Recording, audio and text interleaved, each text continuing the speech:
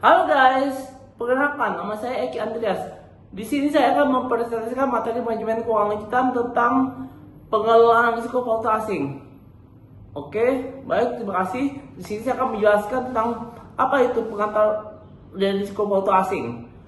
Risiko valuta asing atau foreign exchange risk adalah potensi kerugian akibat perubahan nilai tukar yang mempengaruhi arus kas, harga, dan nilai perusahaan. Di sini kita lihat ada penyebab utama fluktuasi kurs. Yang pertama, perubahan suku bunga. Yang kedua, inflasi. Yang ketiga, kondisi ekonomi dan politik. Keempat, intervensi bank sentral. Kelima, sentimen pasar global. Kemudian, yang kedua, jenis risiko valuta asing. Yang poin A itu adalah transaction exposure, yaitu risiko yang timbul dari transaksi yang sudah terjadi namun penyelesaiannya di masa depan. Contoh, pembayaran impor 3 bulan dengan US dollar.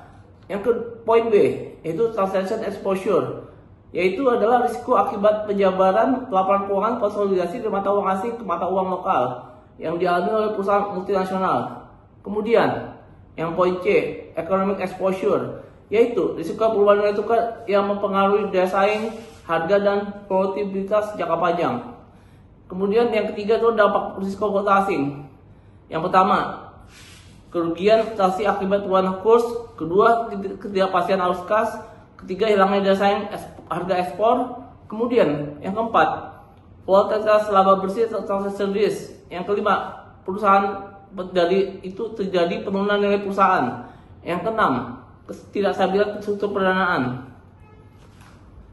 Kemudian yang nomor 4, strategi pengelolaan risiko. Yang poin A itu adalah natural hedging, yaitu mengurangi exposure alami tanpa instrumen derivatif.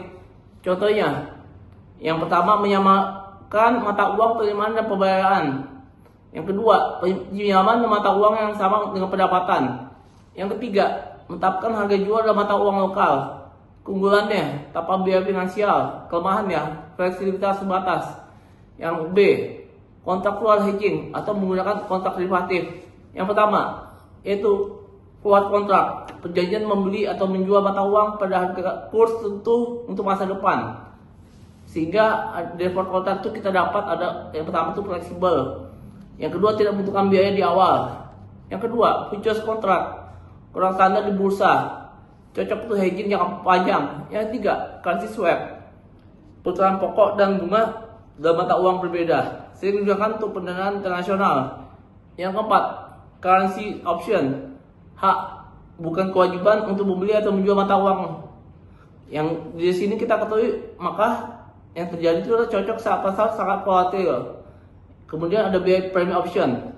Yang ketiga, operational hedging, strategi operasional untuk mengurangi risiko jangka panjang.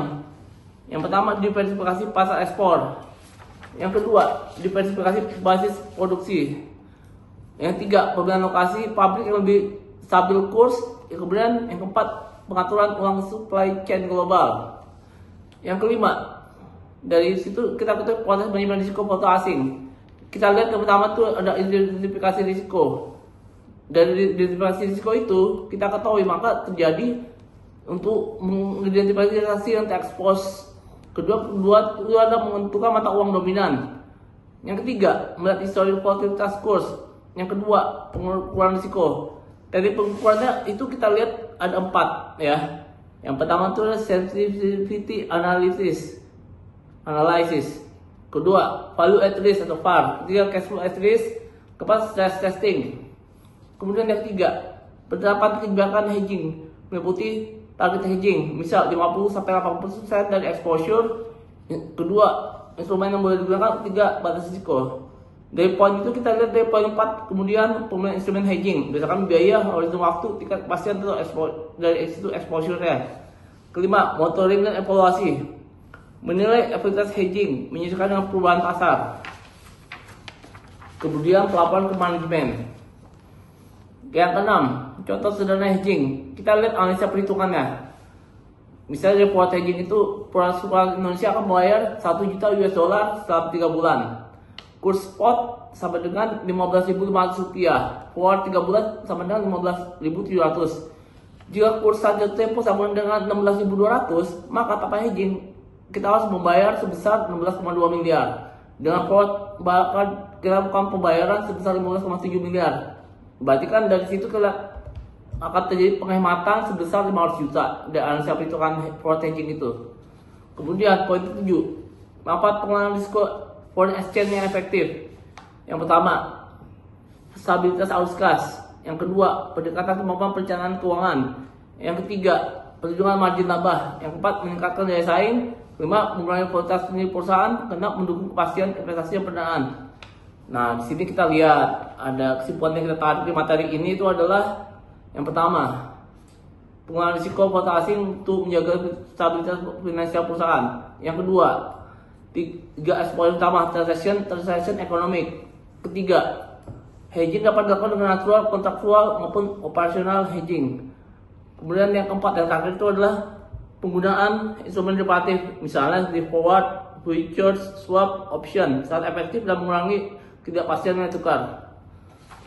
Terima kasih untuk presentasi saya materi tentang pengelolaan risiko valuta asing. Terima kasih sekali lagi. Wassalamualaikum warahmatullahi wabarakatuh.